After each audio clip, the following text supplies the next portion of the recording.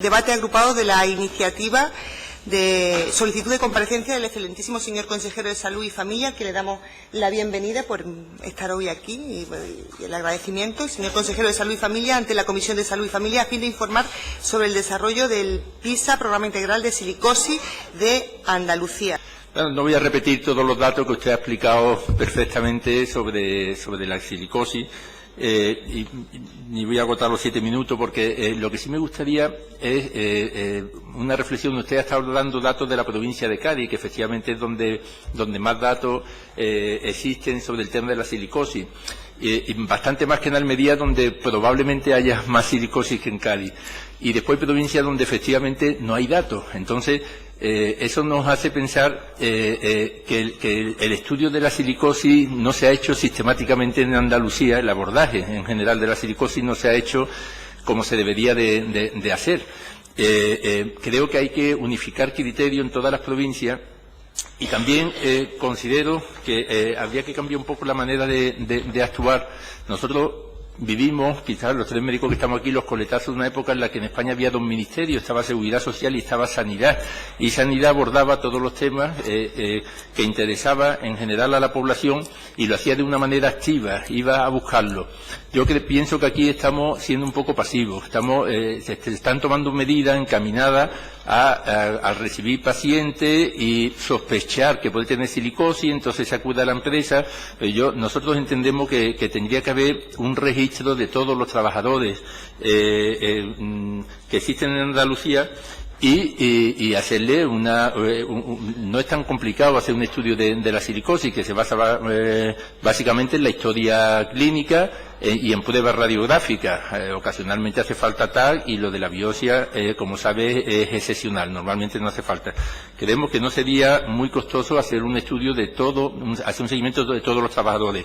Hay que tener en cuenta que en Andalucía, según el Instituto Nacional de Estadística, el número de empresas dedicadas a actividad durante 2015 fue de 808, y que el 35% de estas empresas no tienen ningún asalariado, y el 50% de los trabajadores por cuenta ajena lo hacen en microempresas de 1 a 5 trabajadores. O sea que no hay médicos de empresa que puedan hacer un seguimiento del estado de salud de esos trabajadores. Simplemente cuando van a su médico de cabecera lo reciben.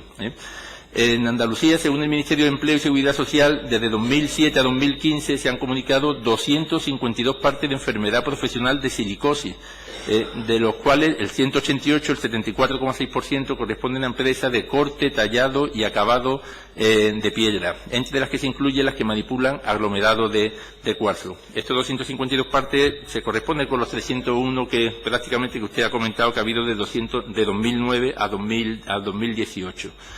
Sin embargo, hay un trabajo hecho por comisiones obreras en los que denuncia que al menos 700 trabajadores andaluces de los 5.000 empleados del sector padecían la enfermedad. Volvemos a lo mismo, hay datos muy dispares. Nosotros creemos que es necesario abordar un estudio a fondo de la cuestión y hacer un control de todos los trabajadores que trabajen en este sector. Por lo demás, nos parece bien, nosotros confiamos en usted y en su trabajo y creemos que va a abordar el tema como corresponde, pero que estamos en pañales, por decirlo de alguna manera. Hay mucho trabajo por delante, como usted mismo ha demostrado con los datos tan variables que nos ha dado entre unas provincias y otras. Habla usted de epidemia, ha hablado incluso de SIDA. Hombre, es verdad que estamos ante una punta del iceberg, pero tenemos una ventaja, que esta enfermedad es exclusivamente profesional, con lo cual tenemos muy localizado a los posibles enfermos. Y en segundo lugar, efectivamente, la clase médica tenemos un gran desconocimiento sobre esta enfermedad, y creo que ha quedado patente aquí. Pero es que no basta con informar a la clase médica. ¿Por qué? Pues porque el paciente, los primeros síntomas que tiene son de parecido a los de una enfermedad pulmonar obstructiva crónica, con lo cual no se va a diagnosticar de silicosis. Sin embargo, el diagnóstico es muy importante que se haga a tiempo, como hemos dicho, primero para apartarlo del polvo de sílice, que es la única medida eficaz en un primer momento. Entonces, entre que va a tardarse en hacer el diagnóstico y que luego la enfermedad sea así irreversible, no va a servir esta medida. Entonces, nosotros lo que consideramos conveniente Da igual que sea, no consideramos que haga falta un instituto andaluz, efectivamente, pero sí hace falta ir por la enfermedad, ir a buscar a los enfermos. Eso es fundamental. Y hemos dicho que muchas de esas empresas son pequeñas, no tienen médico de empresa y tenemos que ir a buscarlo.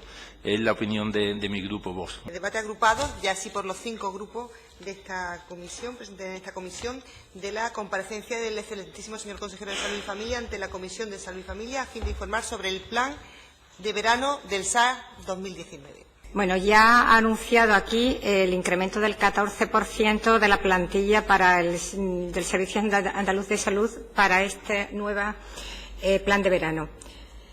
Sin embargo, vemos que es una continuidad del anterior. Entendemos que mover una torre de 40 años de inactividad es difícil, pero no lo vendan como si las medidas adoptadas para el plan de verano fueran a solucionar el problema. No es así. Un leve incremento en la plantilla no va a modificar la situación. ¿Por qué? Pues porque tienen que cambiar las políticas. Y para ello es necesario un cambio en los gerentes y en el personal de dirección, sobre todo en lugares donde se haya detectado mayor problema. El aumento de la población en Andalucía durante este periodo vacacional, con el aumento de extranjeros y de personas procedentes de otras comunidades autónomas, necesita, por tanto, un aumento de los médicos, de enfermeras, por paciente. Y luego el recobro de las comunidades autónomas. Entendemos que es poco tiempo el que han tenido para gestionar todo esto, pero, repetimos, deben plantearse un cambio en las políticas. Las sustituciones de profesionales para cubrir el periodo vacacional y la contratación en lugares de mayor población estival como las playas debe ser prioritaria, pero no encuentran médicos. ¿Por qué? Porque tampoco ha quitado el incentivo, no tienen suficiente. Por ejemplo, la exclusividad, ¿no la ha quitado todavía? ¿Cuántos médicos que están en la privada podrían haberse contratado ahora para el plan de verano si no tuvieran el tema de la exclusividad? Las ratios enfermeras, pacientes, médicos, pues en todas las unidades que están abiertas. ¿Cómo se está gestionando eso? La realidad es que los profesionales siguen cubriéndose entre ellos, dentro de las vacaciones, sobre todo en las zonas que no tienen implemento. En la mayor parte de los casos, porque se han amortizado las plazas a lo largo de los años. Hay un retraso también en la actualización de las bolsas y entonces las contrataciones están siendo de forma arbitraria cuando se agotan. Las retribuciones no son nada atractivas, se trabaja mucho y se gana poco. Como digo, han tenido varios meses ya desde que se aprobó la última proposición no de ley en pleno de retorno de los profesionales sanitarios para haber ideado cambios. Pero la verdad es que seguimos siendo la comunidad autónoma con peores sueldos y con malas condiciones laborales. Y sigue la fuga de batas blancas. Desde aquí le proponemos que cambien la forma de hacer las cosas, cambien las políticas. Los pacientes y los profesionales están deseando y la gente se está desencantando. No ven cambio alguno. Esperemos que para el próximo año tengan suficiente tiempo para ir pensando y cambiando la forma de hacer las políticas. Pregunta con ruego de respuesta oral en comisión relativa a la puesta en marcha del Hospital Militar de Sevilla. Tiene la palabra doña María José Piñero, a la que me he equivocado y la llamaba Piñeiro. Disculpe usted, Piñeiro. tiene la palabra. Gracias, señora presidenta.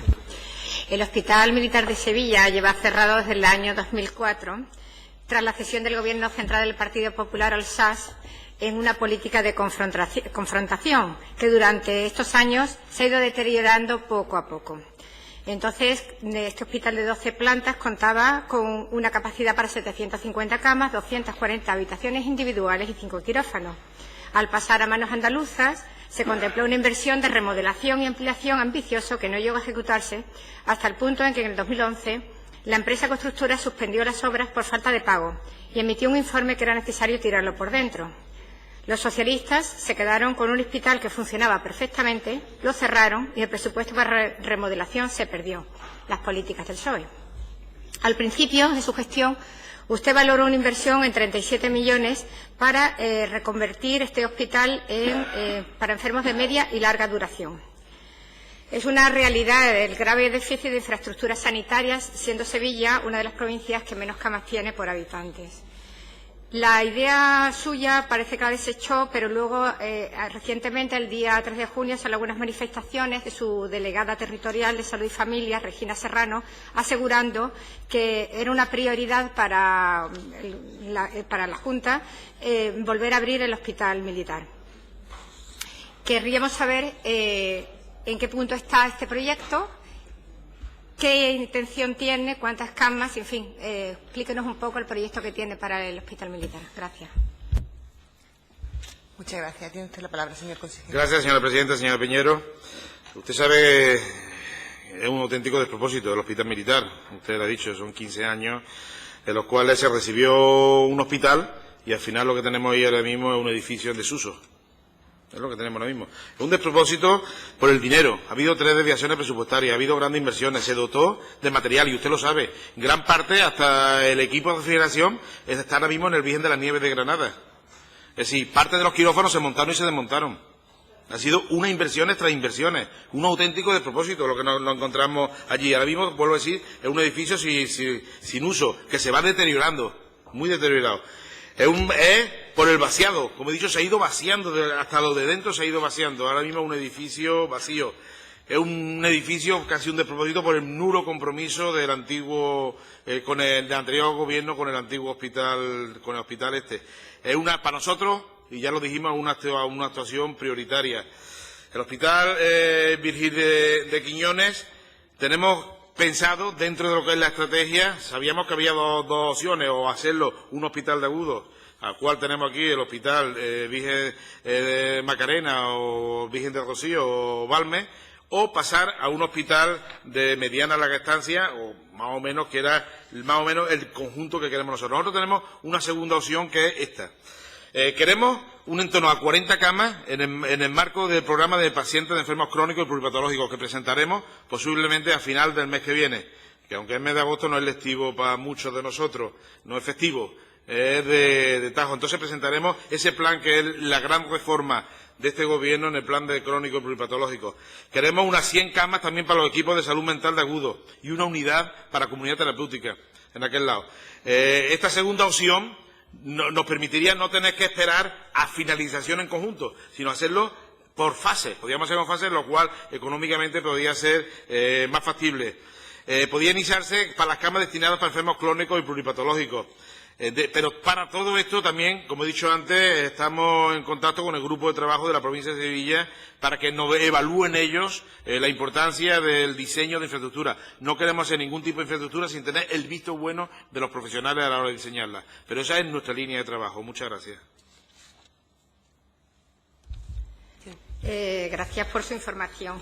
En Vox apostamos, como usted dijo una vez, por los hospitales de paliativos, puesto que hay pocos y hoy día los cuidados hacia las personas mayores y jóvenes también, pero con patologías como el cáncer o las enfermedades degenerativas, hacen que tengan que tener unas estancias prolongadas en hospitales. No hay hospitales acondicionados para ellos y sí que sería bueno que esta parte de paliativos se contemplara dentro de este hospital. Debemos apostar, como digo, por estos hospitales porque es una manera de darle una dignidad a la dignidad humana que merece la persona, un final honroso para su vida y también unos cuidados que le ayudan a superar la enfermedad. Que se me ha perdido. ¿Cuál es el punto? ¿Cuál es el nombre de la proposición? Aquí está. Proposición de ley relativa a fibrosis quística. Tiene la palabra durante 7 minutos la señora Piñero.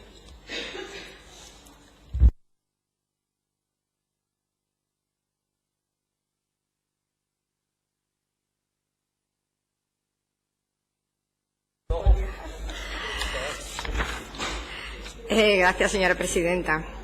Señorías, la fibrosis quística es una enfermedad hereditaria de las glándulas exocrinas que afecta fundamentalmente al aparato digestivo y respiratorio. Es la enfermedad genética potencialmente fatal más frecuente en nuestro entorno, siendo diagnosticada en alrededor de 1 cada 5.000 recién nacidos. Afecta principalmente a los pulmones, el páncreas, el hígado, a los intestinos, a los senos paranasales y a los órganos sexuales, provocando enfermedad pulmonar crónica, insuficiencia pancreática exocrina, enfermedad hepatobiliar y concentraciones anormalmente altas de electrolitos en el sudor. Los síntomas y la severidad en la evolución de la fibrosis quística puede variar. Algunas personas tienen problemas serios desde el nacimiento y otras pueden tener un tipo más leve de la enfermedad que no se manifiesta hasta la adolescencia o al inicio de la edad adulta. A veces se tienen pocos síntomas, pero más tarde es posible que puedan tener más. En el pasado, la mayoría de las muertes por fibrosis quística eran niños y adolescentes. Hoy día, con la mejora de los tratamientos, el 50% de las personas con fibrosis quística están llegando a la edad adulta. Las personas que carecen de un diagnóstico y tratamiento temprano tienen un 70% de posibilidades de morir antes del año de vida. El diagnóstico se realiza por la prueba del sudor o por la identificación de las mutaciones que causan fibrosis quística en pacientes con un resultado positivo de la prueba de detección sistemática neonatal o bien por sus características clínicas típicas. El tratamiento consiste en la atención multidisciplinaria agresiva, junto con los correctores y potenciadores de moléculas pequeñas, que van dirigidos a corregir el defecto de la proteína reguladora de la conductancia transmembrana de la fibrosis quística.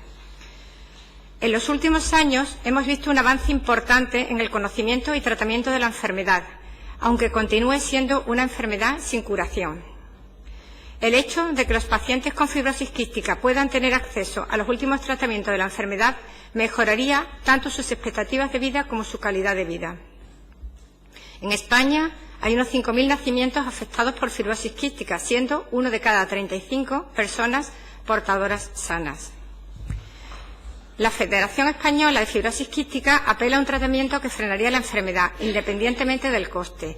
Y aquí, disculpen que no ponga los nombres comerciales, pero son los dos únicos que existen. Además, es más complicado por el genérico, porque es Lumacaftor y Bacaftor, y voy a pronunciarlo, que es lo que se está negociando en Madrid, como digo, con el laboratorio, y para ser los dos únicos voy a nombrarlos como Orkambi y Sinkevi. El Orkambi, aprobado por la Agencia Europea del Medicamento en noviembre de 2015, cuenta con una valoración positiva por parte de la Agencia Española del Medicamento desde julio de 2016 y está a disposición de los pacientes en el caso de Canarias. Vertex ha ido negociando con el Ministerio de Sanidad durante más de 3 meses sin llegar todavía a un acuerdo. Están, como digo, en proceso de negociaciones.